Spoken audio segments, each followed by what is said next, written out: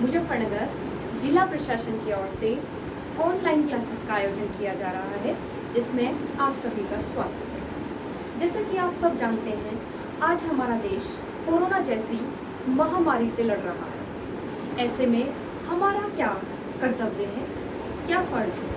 सबसे पहले हमें इस कोरोना की लड़ाई में साथ देना है। जब भी हम अपने घर से बाहर जाएं तो मास्क लगा कर जाएं।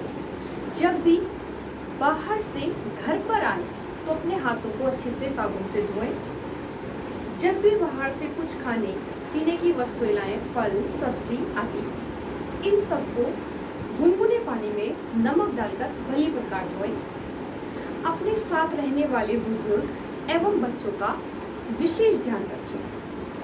लॉकडाउन का पालन करें, घर पर रहें, सुरक्षित रहें, स्वस्थ रहें। बस मैं यही कहना चाहती हूँ। मैं सपना मित्तल भागवती सरस्वती विद्या मंदिर इंटर कॉलेज मुजफ्फरनगर में जीव विज्ञान प्रवक्ता पद पर कार्यरत हूँ। आज मैं आपको जीव विज्ञान पर टॉपिक पढ़ा रही हूँ, बायोटेक्नोलॉजी, जैव प्रौद्योगिकी, प्रिंसिपल एंड प्रोसेस, सिद्धांत एवं क्रिया। सबसे पहले शब्द आता है बायोटेक्नोलॉजी। बायो दो शब्द से मिलकर बना है, बायो और टेक्नोलॉजी।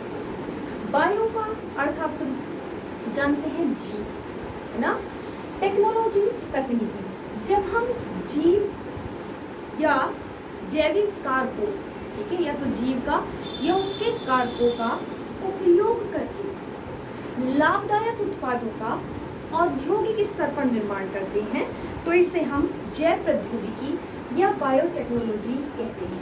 ठीक है, जैविक कारक जैसे भाई हम वायरस का यूज कर रहे हैं या बैक्टीरिया का यूज कर रहे हैं, या हमने किसी सेल से कोई डीएनए निकाला है और किसी बैक्टीरिया में या जीवाणु में डाल दिया, ठीक है, और उससे हम क्या बना रहे हैं, लाभदायक उत्पाद बना रहे हैं। जैसे हम जानते हैं, जैसे पहले इंसुलिन के जो इंजेक्शंस थे वो किससे मिलते थे, सुअर से, है ना। अब क्या किया गया है, इंसुलिन बनाने वाला जो जीन है वो कहाँ से निकाला गया है, चूहे में से निकाला और कहाँ डाल दिया बायोटेक्नोलॉजी के द्वारा, बैक्टीरिया, जीवाणु में। ठीक है, तो अब इंसुलिन कहाँ बन रही है, बैक्टीरिया में बन रही है, जीवाणु में बन रही है, और इस इंसुलिन का निर्माण जीवाणुओं द्वारा औद्योगिक स्तर पर किया जा रहा है। ठीक है, जिसे हम वैक्सीन के इंसुलिन के इंजेक्शन किसको दिए जाते हैं, डायबिटिक पेशेंट। ठीक है, तो किसके द्वारा संभव हुआ है ये सब, बायोटेक्नोलॉजी, कि हमने क्या किया, जैविक कारकों का प्रयोग किया और लाभदायक उत्पाद का निर्माण किया। इसे ही हम क्या कहते हैं, जैविक कारकों या उनके घटकों का प्रयोग करके लाभदायक उत्पादों का औद्योगिक स्तर पर निर्माण करना बायोटेक्नोलॉजी या जैव प्रौद्योगिकी कहलाता है। अब ये जो बायोटेक्नोलॉजी शब्द कहाँ से आया, सबसे पहले सन 1917 में सबसे पहले पॉल इरेकी नामक वैज्ञानिक ने बायोटेक्नोलॉजी शब्द का प्रयोग किया। भारत में सन 1982 में सर्वप्रथम बायोटेक्नोलॉजी की नींव पड़ी। सन 1982 में एक समिति का गठन किया गया, NBTB, नेशनल बायोटेक्नोलॉजी बोर्ड, ठीक है, जिसका गठन किया गया। इसके पश्चात सन 1988 में एक इंस्टीट्यूट की स्थापना की गई, ICGEB, international centre for genetic engineering and biotechnology की स्थापना की गई। कहाँ पर, दिल्ली में। ठीक है, ये जो इंस्टीट्यूट स्थापित किया गया वो यूनाइटेड नेशन द्वारा स्थापित किया गया, कहाँ पर, दिल्ली में। इसका पूरा नाम था international centre for genetic engineering and biotechnology. ठीक है, तो भारत में एक तरह से जो बायोटेक्नोलॉजी आई वो 1988 में बनी, जो विस्तृत था। अब आप देखिए 1988 और आज क्या समय है, ठीक है, बहुत ही कम समय में बायोटेक्नोलॉजी ने हर क्षेत्र में अपना वर्चस्व स्थापित कर लिया है। Horticulture, agriculture, medicines, pharmacology, forestry, है ना, जो भी आपकी ये चिकित्सा में, है ना, सब में किसका प्रयोग होने लगा है आज सब इस क्षेत्र में बायोटेक्नोलॉजी का आधिपत्य स्थापित हो चुका है। बहुत कम समय में बायोटेक्नोलॉजी ने क्या किया, हर क्षेत्र में अपने आप को स्थापित कर दिया। क्यों, क्या कारण था? क्योंकि जो बायोटेक्नोलॉजी है ये है, इसके बहुत सारे, जैसे बायोटेक्नोलॉजी से बड़ा कारण था डीएनए में क्षमता, कि डीएनए में हम जीन को निकाल भी सकते हैं, डाल भी सकते हैं, वाहक डीएनए अणुओं की खोज, ऐसी बहुत सारी खोजें हैं जिनके कारण बायोटेक्नोलॉजी ने बहुत कम समय में हर क्षेत्र में अपना प्रभाव स्थापित कर दिया। तो ये तो क्या था, हिस्ट्री थी इसकी बायोटेक्नोलॉजी की। अब हमारा सबसे पहला टॉपिक जो स्टार्ट करना वो क्या है, प्रिंसिपल्स, सिद्धांत, प्रिंसिपल्स ऑफ बायोटेक्नोलॉजी, जैव प्रौद्योगिकी के सिद्धांत। देखो, जैव प्रौद्योगिकी जो तकनीकी है, जो टेक्निक है, वो दो क्षेत्र पर निर्भर है, या हम कह सकते हैं इन दो क्षेत्र के कारण ही बायोटेक्नोलॉजी का बहुत अधिक विकास हुआ है। सबसे पहला है जेनेटिक इंजीनियरिंग, जीनी अभियांत्रिकी। दूसरा है केमिकल इंजीनियरिंग, रासायनिक अभियांत्रिकी। देखो, जो आपकी जेनेटिक इंजीनियरिंग है ये क्या है? जेनेटिक इंजीनियरिंग जब वैज्ञानिकों द्वारा डीएनए की संरचना में फेरबदल किया जाता है, मीन्स कोई जीन डाल दिया, कोई जीन निकाल दिया, चेंज किया जाता है, तो उसे हम क्या कहते हैं, जेनेटिक इंजीनियरिंग। जैसे देखो, ये डीएनए है ना, डीएनए आप लास्ट ईयर पढ़ के आए, डीएनए कैसा होता है, डबल स्ट्रैंडेड होता है ना। डीएनए कैसा होता है आपका, डबल स्ट्रैंडेड होता है हमेशा। एक स्ट्रैंड, एक श्रृंखला 5 प्राइम टू 3 प्राइम होती है, दूसरी श्रृंखला 3 प्राइम टू 5 प्राइम होती है। ये जो श्रृंखला है वो किसकी बनी होती है, बेस, नाइट्रोजन बेस, शुगर और फॉस्फेट, ठीक है। जो नाइट्रोजन बेस है वो इन दोनों श्रृंखलाओं को जोड़ने में क्या करते हैं, सहायता। जैसे एडेनिन, नाइट्रोजन बेस हमेशा किससे जुड़ा रहता है, थाइमिन से, है ना। साइटोसिन हमेशा किससे जुड़ा रहता है, गाबाइन से। ए और टी के बीच में डबल हाइड्रोजन बॉन्ड्स होते हैं और सी और जी के बीच में ट्रिपल। ये इससे पहले चैप्टर में आप पढ़ के आए, ठीक है। तो यहाँ पर आपको पता होना चाहिए कि डीएनए की संरचना कैसे डबल स्ट्रैंडेड है, नाइट्रोजन बेस की सहायता से दोनों हेलिक्स जुड़ी है, ए और टी के बीच में डबल हाइड्रोजन बॉन्ड और सी और जी के बीच में ट्रिपल हाइड्रोजन बॉन्ड, ठीक है। अब डीएनए है, डीएनए की संरचना में फेरबदल करना, किसके द्वारा, वैज्ञानिकों द्वारा। फेरबदल, इस डीएनए से क्या किया गया, ये जीन्स निकाल दिए, बाहर निकाल दिए, और कौन से जीन डाल दिए, तो डीएनए की संरचना क्या हो गई, देखो पहले कैसे था, अब कैसे बदल गया, ठीक है। हम क्या करते हैं, नाइट्रोजनस क्षारकों को निकालते हैं, और नाइट्रोजनस कुछ जैसे ए की जगह टी डाल दिया, सी की जगह जी डाल दिया, मीन्स हम क्या करते हैं, नाइट्रोजनस क्षारकों को बदलना, ठीक है। तो डीएनए की संरचना में क्या हो जाता है, परिवर्तन। ऐसे डीएनए को हम क्या कहते हैं, रिकॉम्बिनेंट डीएनए, या हिंदी में कहते हैं पुनर्संयोजित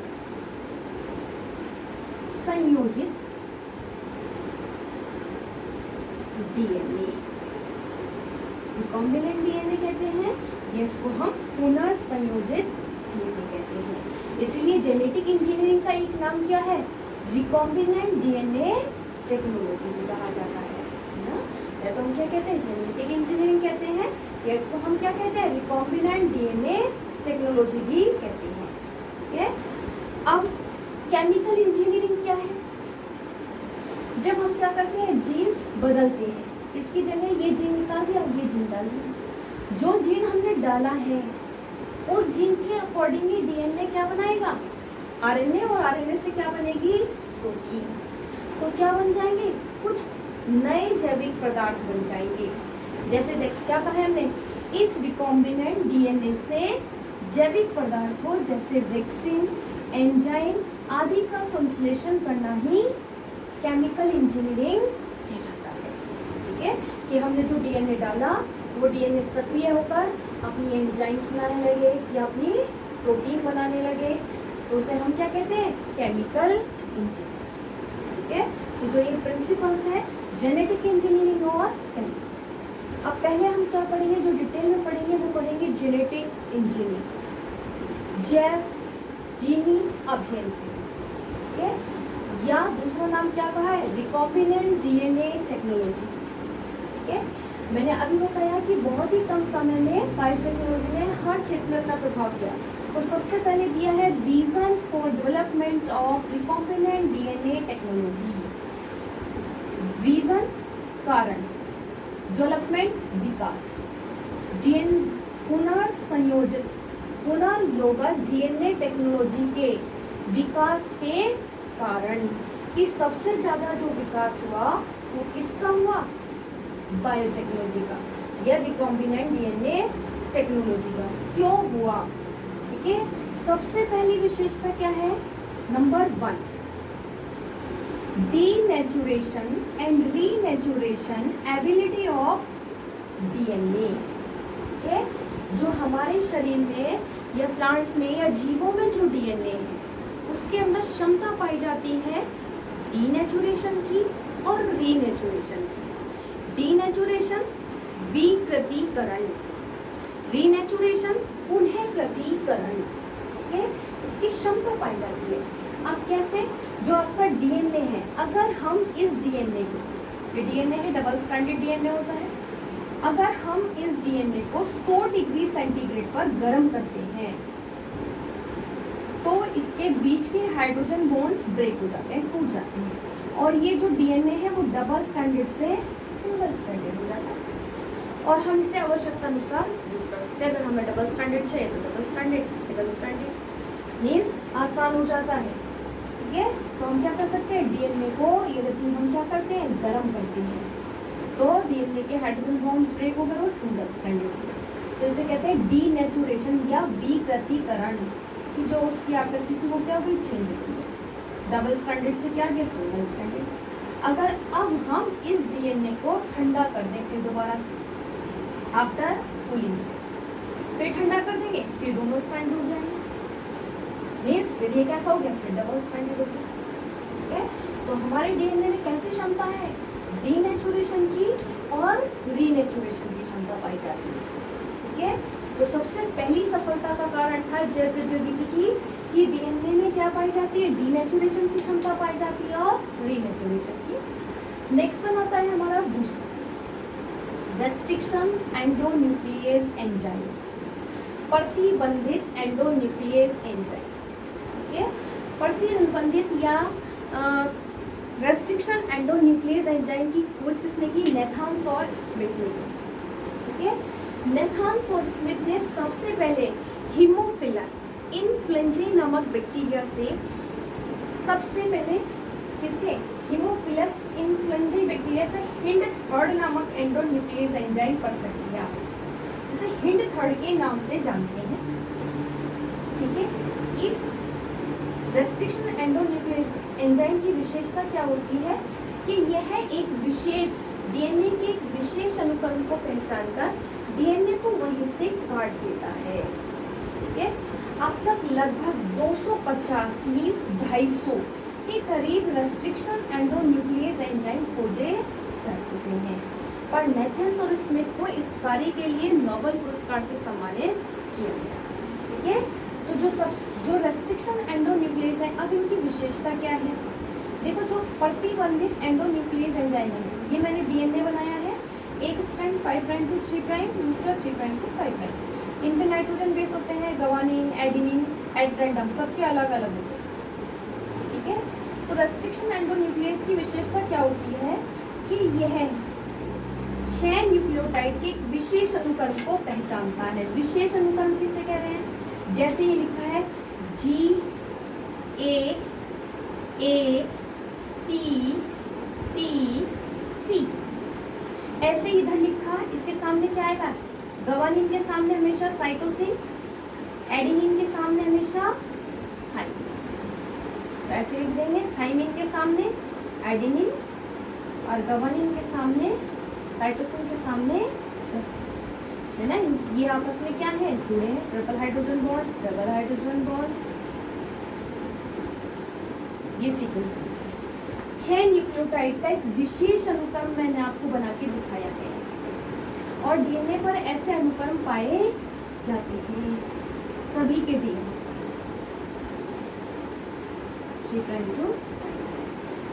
6 न्यूक्लियोटाइड का एक विशेष अनुक्रम क्यों कहा है? अगर हम इधर से इसको पढ़ रहे हैं तो सीक्वेंस आती है GAATTC 5 प्राइम टू 3 प्राइम, और इस स्टैंड पे पढ़ो 5 prime to 3 prime GAATTC, same होता है, हमेशा सेम रहेगा। 6 न्यूक्लियोटाइड का एक विशेष अनुक्रम जिसे डीएनए के किसी भी स्ट्रैंड पर, किसी भी वलय पर पढ़ने पर समान होता है, उसे हम पैलिंड्रोमिक सीक्वेंस कहते हैं, या उसे हम विलोमपदी अनुक्रम कहते हैं। जो हमारे रेस्ट्रिक्शन एंडोन्यूक्लियस एंजाइम है वो इन पैलिंड्रोमिक सीक्वेंस को पहचानते हैं। 250 रेस्ट्रिक्शन एंडोन्यूक्लियस एंजाइम है और 250 के 250 अलग अलग डीएनए सीक्वेंस को पहचानते हैं। जो सीक्वेंस, मान लीजिए मैंने जो ये सीक्वेंस लिखी है, ये किसके? EcoR1 एंजाइम की है। पहला एंजाइम कौन सा है? EcoR1। मान लीजिए मुझे कोई जीन आइसोलेट करना है इसी सीक्वेंस वाला, तो मैं क्या डालूंगी? EcoR1 डाल दूंगी। और यदि मैंने EcoR1 डाल दिया तो जिस भी जीव, जिस भी सेल का डीएनए से मुझे ये वाले जीन चाहिए, इसी सीक्वेंस वाले जीन चाहिए, वहीं से वो एंजाइम उस डीएनए को क्या कर देगा? कट कर देगा, जिससे मुझे निकालना क्या होगा? आसान होगा। तो क्या होता है आपका? सबसे पहले हम क्या करते हैं, मान लीजिए मुझे ये सीक्वेंस चाहिए, मैंने EcoR1 डाल दिया था। अगर मुझे ये सीक्वेंस चाहिए AAGCTT है ना, ये वाली चाहिए, तो हम क्या डालेंगे? हेल्थर डालेंगे। ऐसे 250 एंजाइम हैं जो अलग अलग डीएनए सीक्वेंस को क्या कर रहे हैं? पहचानते हैं। तो हम जो हमें सीक्वेंस चाहिए होती है, हम उसको उस एंजाइम का प्रयोग करके उस सीक्वेंस को प्राप्त कर लेते हैं। तो ये सबसे बड़ी सफलता थी किसके डेवलपमेंट के लिए? किसके डेवलपमेंट के लिए? Recombinant DNA technology. किसकी खोज? रेस्ट्रिक्शन एंडोन्यूक्लियस एंजाइम की खोज। दूसरा बड़ा कारण था सफलता का, ठीक है, क्योंकि ये क्या करता है? अच्छा नेक्स्ट, ये काटता कैसे है? हमेशा यहाँ से नहीं काटेगा, बीच में से, जहाँ से यहाँ से स्टिकी एंड काटता है, तिरछा काटता है, इन्हें कहते हैं स्टिकी एंड। कभी भी ब्लंट एंड नहीं काटेगा, ब्लंट नहीं काटेगा, स्टिकी तिरछा। यहाँ कट लगा है और यहाँ, अगर यहाँ कट लगा है, देखो मैंने इस जी को अलग कर दिया, यहाँ कट लगा है, इस जी को अलग कर दिया, ये कैसा कटा? तिरछा कटा है, ऐसे सीक्वेंस कटेगा, स्टिकी। ये विशेषता होती है किससे? रेस्ट्रिक्शन एंडोन्यूक्लियस की, कि 6 हमेशा कहाँ काटेगा? विलोमपदी अनुक्रम पर। और कैसे एंड कटेंगे? स्टिकी एंड्स कटेंगे, ठीक है। उसके बाद तीसरी बड़ी सफलता आती है हमारी, कौन सा? Gene cloning technique. Gene cloning technique क्या है? आप देखो, जो डीएनए हमने निकाला, इस डीएनए को हम क्या कहते हैं? फॉरेन डीएनए, फॉरेन, बाहर से आया हुआ। अगर हम किसी भी सेल में इसको डालेंगे, मान लीजिए किसी पौधे में डाल रहे हैं, किसी जंतु में डाल रहे हैं, किसी बैक्टीरिया में डाल रहे हैं, उसके लिए वो कैसा जीन है? बाहर से आया हो। और बाहर से आने वाले को हम हमेशा क्या कहते हैं? फॉरेनर, है ना, कहते हैं ना, विदेशी। तो ये बाहर से आया हुआ डीएनए रहेगा हमेशा, उसके लिए इसको हमने नाम दिया फॉरेन डीएनए, ठीक है, फॉरेनर है ये, फॉरेन डीएनए, ठीक है। जीन क्लोनिंग टेक्निक, ठीक है। जीन क्लोनिंग के लिए हम हमेशा क्या यूज करते हैं? या तो प्लाज्मिड। प्लाज्मिड क्या होते हैं? जो आपकी बैक्टीरियल सेल है, सब में नहीं, कुछ बैक्टीरिया कोशिकाओं में क्या पाया जाता है? अपना डीएनए तो होता ही है, ये जीवाणु कोशिका है, इसमें अपना डीएनए तो है ही, पर अपने डीएनए के अतिरिक्त भी कुछ वृत्ताकार डीएनए अणु पाए जाते हैं, जिन्हें हम क्या कहते हैं? प्लाज्मिड्स कहते हैं। इन प्लाज्मिड का यूज किया जाता है किसमें? जीन क्लोनिंग में। जीन क्लोनिंग के लिए यूज करते हैं हम किसका? प्लाज्मिड्स का। ऐसे हम वायरस का भी यूज करते हैं, जिन्हें हम फैग कहते हैं, ठीक है। तो हम क्या करते हैं? जीन क्लोनिंग के समय इस डीएनए को किस में डाल दिया? प्लाज्मिड में डाल दिया। यहाँ से कट लगाया EcoR1 द्वारा ही, इसे वहीं से काटे, और यहाँ क्या किया? अपना डीएनए डाल दिया, और इसके डलते ही कौन सा डीएनए बन गया? रिकॉम्बिनेंट। पुनर्संयोजन किया कि हमने जो इसका हिस्सा था वो तो निकाल के बाहर कर दिया, और अपना हिस्सा इसके, ये जो डीएनए हमने आइसोलेट किया वो इसके अंदर डाल दिया, और इसका डीएनए निकाल के इतना हिस्सा क्या कर दिया? जो इसका डीएनए का हिस्सा है वो हमने एक तरह से क्या कर दिया, बाहर, ये बाहर कर दिया, ये तो बाहर करा और ये डाल दिया। तो हमने एक तरह से क्या बना दिया, पुनर्संयोजित डीएनए, रिकॉम्बिनेंट डीएनए बन गया ये जो प्लाज्मिड है। उसके बाद हम इस प्लाज्मिड को कहाँ पहुंचा देते हैं, यहाँ बैक्टीरियल सेल के अंदर, जीवाणु ट्रांसफर इन बैक्टीरियल सेल, कहाँ पहुंच गया, बैक्टीरियल सेल में।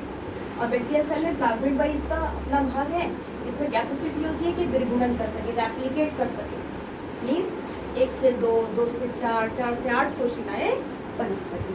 तो जैसे ही हम इसके अंदर डालेंगे तो ये जो हमने प्लाज्मिड डाली है अपनी रेप्लिकेट करेगी 1 से 2, 2 से 4, मीन्स इसकी संख्या जो हमारा जीन 1 निकाला था बहुत सारे जीन बन जाएंगे।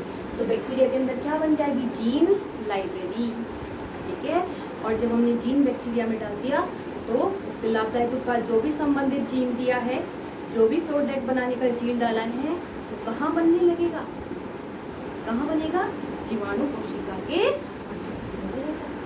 ये जैव प्रौद्योगिकी का क्या है, सिद्धांत, ठीक है। जैव प्रौद्योगिकी के सिद्धांत 3 बातों पर निर्भर कर रहा है, denaturation and renaturation, ability of DNA, restriction endonuclease के एंजाइम की खोज और gene cloning technique.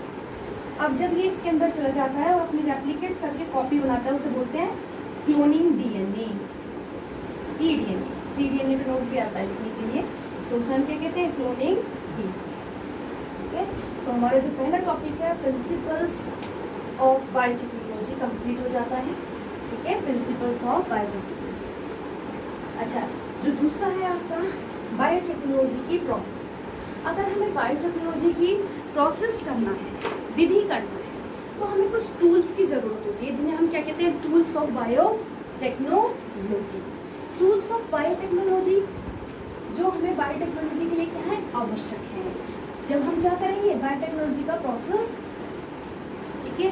Tools of biotechnology की यदि हम बात कर रहे हैं तो सबसे पहला टूल आता है कौन सा, एंजाइम्स।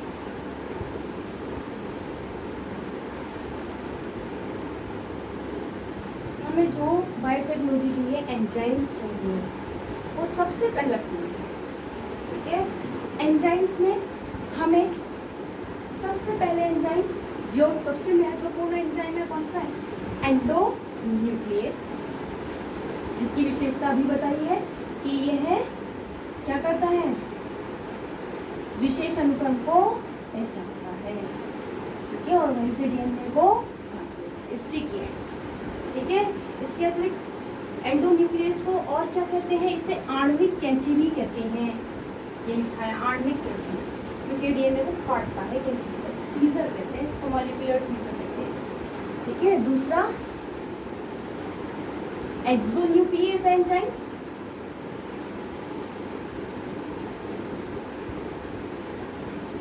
जो डीएनए को बाहर से काटे, बाहर काटे, ठीक है, कहीं से भी कोई रेस्ट्रिक्शन नहीं है कि यहीं से काटेंगे। ये तो exo, next endo. Endonuclease enzyme DNA को बीच में से ही काटते हैं, पर कोई प्रतिबंध नहीं है कि उसी सीक्वेंस पे काटेंगे, ठीक है। तो हमें टूल्स में सबसे पहले क्या चाहिए, एंजाइम, ठीक है। इसके बाद हमें क्या चाहिए, डीएनए। एक तो वो डीएनए जो हमें डालना है, एक वो डीएनए जिसमें डालना है, ठीक है। तो जो डीएनए हमें क्या करना है, डालना है, उसे पहले किसी ना किसी कोशिका से हम क्या करते हैं, आइसोलेट करते हैं, ठीक है। किसी सेल से, मान लीजिए ये डीएनए फ्रेगमेंट मैंने निकाला है, ये कहीं ना कहीं से निकाला है, किसी सेल से निकाला है, तो वो सेल चाहिए कि उसका डीएनए, उसे कहते हैं आप कौन सा, जो हमारा वांछित डीएनए, डिजायर्ड डीएनए फ्रेगमेंट। तो सबसे पहले हमें एक सेल, एक कोशिका चाहिए कि जिसका डीएनए हम आइसोलेट करेंगे, ठीक है। दूसरा डीएनए हमें चाहिएगा वेक्टर डीएनए। वेक्टर किसे कहते हैं, वाहक, ठीक है। और वाहक हमेशा क्या काम करता है, ले जाने का, ठीक है। जैसे मैंने बताया हमारे डीएनए को सेल के अंदर ले गया कौन, प्लाज्मिड, ठीक है। तो ऐसे हम प्लाज्मिड को as a vector, as a वाहक क्या करते हैं, यूज करते हैं कि ये हमारे वांछित डीएनए खंड को कहाँ ले जाए, न्यूक्लियस सेल में। इसी तरह हम वेक्टर वाहक डीएनए के रूप में वायरस को भी यूज करते हैं, है ना, कि वायरस में डाल दिया किसी, है ना, और उसको जैसे वायरस में डाला और वायरस को किससे इन्फेक्ट करा दिया, प्लांट में, तो प्लांट में पहुंच गया हमारा डीएनए। ठीक है, ऐसे ही बहुत सारे plasmid, Ti plasmid, Agrobacterium TCS, इन सब का यूज किया जा रहा है किसमें, बायोटेक्नोलॉजी में। ठीक है, तो नेक्स्ट हमें चाहिएगा वाहक डीएनए जो हमारे सेल में इसको क्या कर दे, पहुंचा दे। ठीक है, तो पहला टूल हमारा क्या है, ये सब मैं क्या बता रही हूँ, बायोटेक्नोलॉजी के टूल्स। अगर टूल्स लिखने के लिए आए, बायोटेक्नोलॉजी के जो प्रोसेस हमें नेक्स्ट टॉपिक पढ़ना है उससे पहले हम टूल्स की बात कर रहे हैं कि हमें क्या क्या टूल्स चाहिए। ठीक है, इसके बाद एक तो क्या हो गया डीएनए, और इसके बाद हमें और क्या चाहिए, जो भी आपके इक्विपमेंट्स हैं, एपरेटस है, उपकरण है, जैसे हमें डीएनए जो फ्रेगमेंट्स हैं उनको अलग करने के लिए एपरेटस की जरूरत पड़ती है, किसको क्या बोलते हैं, उसको इलेक्ट्रोफोरेटिक एपरेटस, वो चाहिएगा। ठीक है, ऐसे ही डाइसेक्टिंग माइक्रोस्कोप, है ना, तो इक्विपमेंट्स भी आवश्यक है। तो ये सब किस में आ जाएंगे, हमारे बायोटेक्नोलॉजी के टूल्स में। तो आज के लिए काफ़ी है, बाकी नेक्स्ट क्लास में बताएंगे प्रोसेस ऑफ बायोटेक्नोलॉजी या जैव प्रौद्योगिकी क्रिया विधि या जेनेटिक इंजीनियरिंग की क्रिया विधि नेक्स्ट टॉपिक।